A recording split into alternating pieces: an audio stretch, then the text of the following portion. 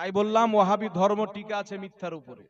কোনোদিন যদি আমাদের সামনে আমনা সামনা হয় না, দেখে নেবেন কিরকম পাতলা পায়খানা ছুটে, আর কত বড় বেঈমান, আর সাধারণ মানুষকে নিজের মাকরো ফরেবের জালে কিভাবে ফাঁসায়। না, এখন কাঠমোল্লা বেরিয়েছে বলছে নবীর নাম চুমুন দেওয়া বিদাত। কি বলছে? বিদাত। কিন্তু বিদাত কয় প্রকারের ভাতিজা জানে না, মুনাফিক মানুষের সামনে লুকায়। কিন্তু নবীর নাম চুমুন দেওয়া এটা বিদাত না, এটা সরাসরি হাদিস থেকে প্রমাণিত। জোরে বলেন না সুবহানাল্লাহ। একটি হাদিস আপনাদের সম্মুখে শোনাবো, শুনবেন। আমি বলিনি নবীর তাজিমের নাম হচ্ছে ঈমান। নবীর তাজিম যে করে সে আল্লাহর তাজিম করে। নবীর তাওহীন করা আল্লাহর তাওহীন করা, আল্লাহকে কষ্ট দেওয়া, এটা শরীয়তের চূড়ান্ত ফয়সালা। নবী পাক সাল্লাল্লাহু আলাইহি সাল্লামের পূর্বের নবী মুসা আলাইহিস সালাতু ওয়াস সালামের প্রতি আল্লাহ পাক একটি কিতাব নাজিল করেছেন, যে কিতাবটির নাম হলো তাওরীত শরীফ। কি নাম? তাওরীত। ওই কিতাবের মধ্যে যখন ওই পাদ্রীরা পড়তো, মুসা আলাইহিস সালামের উম্মতের আলিমরা তাওরীত পাঠ করছে, দেখছেন তাওরীতে আমাদের মুসা আলাইহিস সালামের চাইতে বেশি শান বয়ান করা হয়েছে মুহাম্মদ ইবনে আব্দুল্লাহ সাল্লাল্লাহু আলাইহি সাল্লামের। তো কিছু কিছু পাদ্রীর চুলকানি হয়ে গেল, নবীর নাম কাটতে আরম্ভ করলেন। কাটতে যখন লাগলেন তো একজন পাদ্রীকে আল্লাহ তাবারাক ওয়া তাআলা সাপ বানিয়ে দিলেন। কি বানালেন? সাপ বানিয়ে দিলেন। সে যখন সাপ হয়ে গেল তো বুঝতে পারলো আমার উপরে আল্লাহর লানাত নাজিল হয়েছে, আযাব নাজিল হয়েছে নবীর নাম কাটার জন্য। বলছে আল্লাহ আমি বহুত বড় ভুল করেছি, তুমি আমাকে ক্ষমা করে দাও। আল্লাহ পাক বলছে তোর ক্ষমা হবে না, তোর ক্ষমা হবে যদি আমার নবী তোমাকে ক্ষমা করে। জোরে বলবেন না সুবহানাল্লাহ। 450 বছর পর্যন্ত গারে সরে অপেক্ষা করো, আমার নবী হিজরতের রাত্রিতে আবু বকর সিদ্দিকের ঘাড়ে সওয়ার হয়ে ওই গারে সরে যখন পরিবেশ করবে, তুমি এসে আমার নবীর কাছে ক্ষমা চেয়ে, আমার নবী ক্ষমা করলে আমিও ক্ষমা করে দেব। সুবহানাল্লাহ বলবেন না? আর এইদিকে আরেকটি হাদিস শুনেন, নবীর নামকে কাটলো তো কি হলো? সাপ, আল্লাহর আযাব নাজিল হলো। এখন দেখবেন ওয়াহাবিরা নবীর নাম কাটার জন্য বলছে আল্লাহ মুহাম্মদ পাশাপাশি লিখলে মনে হবে আল্লাহ মুহাম্মদ, মুহাম্মাদি আল্লাহ। নাউজুবিল্লাহ বলেন। তো এর মানে কি, ওর আব্বার মা যদি এক পাশে দাঁড়ায় তো আব্বাই মা, মাই আব্বা হয়ে যাবে নাকি? তা হবে? তো মূর্খর দল, জাহিলের দল। এই জন্য আমরা বলি যেখানে জ্ঞান থাকে ওয়াহাবি থাকে না, যেখানে ওয়াহাবি থাকে সেখানে জ্ঞান থাকে না। আল্লাহ তাবারাক ওয়া তাআলার নামের পাশ থেকে নবী মুস্তাফার নামকে কাটার কারণে আল্লাহ নারাজ হয়ে আযাব নাজিল করে তাকে সাপ বানিয়ে দিল। আল্লাহ বুঝিয়ে দিল, শোনো আমার নামের পাশ থেকে আমার মাহবুবের নামকে যারা কাটায় তারাই হলো ইহুদির দালাল। কারণ ইহুদি কাটিয়েছিল, আর নবীর নামের যারা তাজিম করে তারাই হচ্ছে সুন্নি। শুনেন আরেকটি হাদিস, হিলিয়াতুল আউলিয়া, ইমাম আসবাহানি লেখকের নাম, আর এই কিতাবটি লেখা হয়েছে 950 বছর পূর্বে। এই কিতাবের মধ্যে হাদিসটি রয়েছেন ইমাম জালালউদ্দিন সুয়ুতী রাহমাতুল্লাহ আলাইহি নিজের সিরাতের কিতাব খাসাইসুল কুবরার মধ্যে হাদিসটি নিয়েছেন। আর এই হাদিসটি ইমাম হালবি রাহমাতুল্লাহ আলাইহি সিরাতে হালবিয়ার মধ্যে হাদিসটি নিয়েছেন। এই হাদিসটিকে কোনো বাপের বেটা কিয়ামত পর্যন্ত জাল প্রমাণ করতে পারবে না। কেউ যদি প্রমাণ করতে পারে আমি 1 লক্ষ টাকা পুরস্কার দেব। আমার চ্যালেঞ্জ কবুল করুক, 1 লক্ষ টাকা পুরস্কার দেব। কারণ ইমাম হালবি রাহমাতুল্লাহ আলাইহি ওই সিরাতের কিতাবে, যেই কিতাবে এই হাদিসটি নিয়েছেন, উনি লিখে দিয়েছেন সিরাতের কিতাবে জাল হাদিস লেখা হয় না। জোরে বলেন সুবহানাল্লাহ। আমি জাল হাদিস লেখিনি।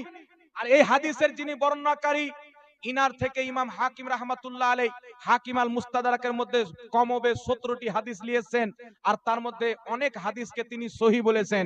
আর এই যে হাদিসটা আমি পড়তে চলেছি, এই হাদিসটা হচ্ছে হাসান পর্যায়ের হাদিস। ইমাম ইবনে হাজার আসকালানি লিখেছেন হাসান পর্যায়ের হাদিস ইসলামের দলিল। জোরে বলেন সুবহানাল্লাহ। হুজ্জাত। হাদিসটি কি? মুসা আলাইহিস সালাতু ওয়াস সালামের একজন উম্মত 200 বছর পর্যন্ত আল্লাহর নাফরমানি করেছেন। কত বছর?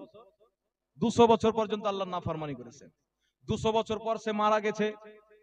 মরে যাওয়ার পর মুসা আলাইহিস সালামের উম্মতের মধ্যে যারা পরহেজগার ভালো লোক, তারা কি করলো, এই তো আল্লাহর দুশমন রে 200 বছর আল্লাহর নাফরমানি করেছে, একে কবরে মাটি দিতে দেব না, উঠিয়ে ধরে চালিয়ে দিল কেচড়াতে। মুসা আলাইহিস সালাম তুর পাহাড়ে গেছেন, আল্লাহর সঙ্গে কথা বলছেন। আল্লাহ বলছেন মুসা, তোমার উম্মতেরা আমার যে বান্দার লাশকে কেচড়াতে ফেলেছে, যাও উঠাও, সুন্দর করে গোসল দিয়ে মুসলমানের কবরস্থানে দাফন করো। জোরে বলেন না সুবহানাল্লাহ।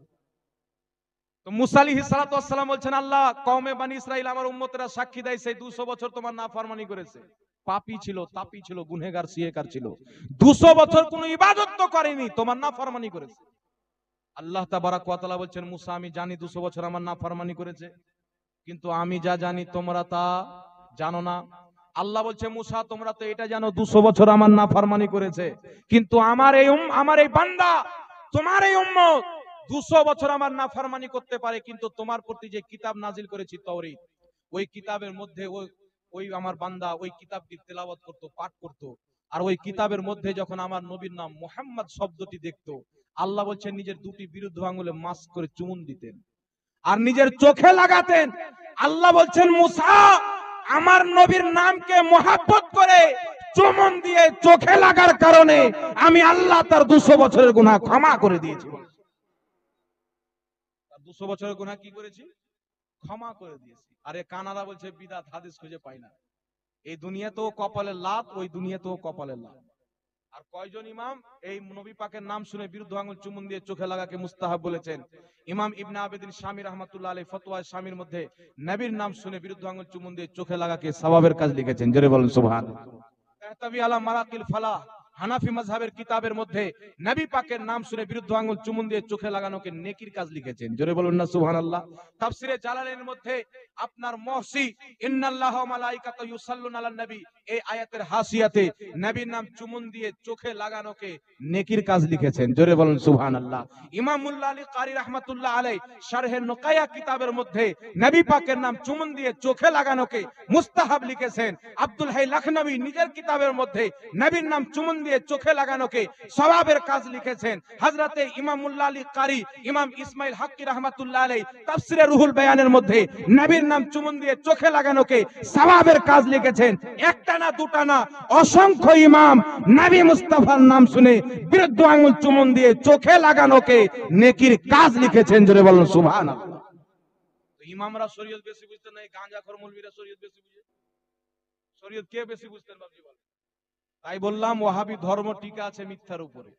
কোনদিন যদি আমাদের সামনে আমনা সামনা হয় না, দেখে নেবেন কিরকম পাতলা পায়খানা ছুটে আর কত বড় বেঈমান আর সাধারণ মানুষকে নিজের মাকরো ফরেবের জালে কিভাবে ফাঁসায়। নামাজে পড়তে এসো, ভালো কাজ করো, নামাজ পড়ো, সুন্দর কাজ করার ঈমান নাই তো তুই নামাজ নিয়ে কি করবি?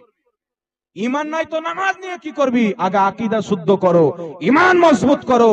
ঈমান যদি না থাকে নামাজ কাজে আসবে না, রোজা কাজে আসবে না। ঈমান হচ্ছে নবীর আদবের নাম, ঈমান হচ্ছে নবীর মুহাব্বতের নাম, ঈমান হচ্ছে নবীর সম্মানের নাম, ঈমান হচ্ছে নবী মুস্তাফার নাম। তাই আলা হযরত ইমাম আহলে সুন্নাত ইমাম আহমদ রাজা খা ফাজিলে বরেলভী রাদিয়াল্লাহু তাআলা আনহু বলছেন अल्लाह की है सरताबा कदम शान है ये, इंसान ही इंसान वही इंसान है ये। कुरान तो ईमान बताता है इन्हें, पर ईमान ये कहता है मेरी जान है। कुरान तो ईमान नबी पाक के बोलছেন, ईमान बोलছে আমার জান হচ্ছে মুহাম্মদ রাসূলুল্লাহ। একটু জোরে হবে না সুবহানাল্লাহ।